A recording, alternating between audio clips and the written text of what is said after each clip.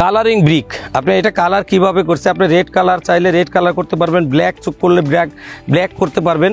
Unipaver আমরা যেটা main রোডের থেকে সাব রোড যেগুলো গেছে, এখন কিন্তু গভর্নমেন্ট প্রত্যেকটা ডিস্ট্রিক্টেই আপনার সাব রোড কিন্তু আর পিচ ঢালাই দিয়ে আর ঢালাই করবে না, এখন এই ইউনিপেভার দিয়ে কার্পেটিং করবে। এই ব্রিকটা আপনারা দেখতেছেন যে এসিবি লেখা আছে, তো সেই ক্ষেত্রে আপনার নর্মাল যে ক্লে ব্রিক আছে লাইক দি সেম ক্লে ব্রিকের মতোই দেখতে, কিন্তু পিএসআইটা অনেক বেশি, তার মজবুতটা অনেক বেশি।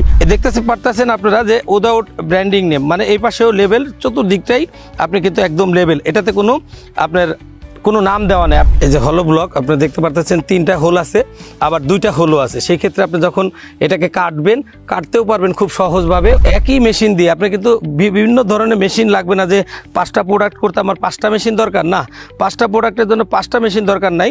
আপনি একই মেশিন দিয়ে শুধু মোল্ড চেঞ্জ করে আপনি প্রোডাক্টের চেঞ্জ করতে পারবেন।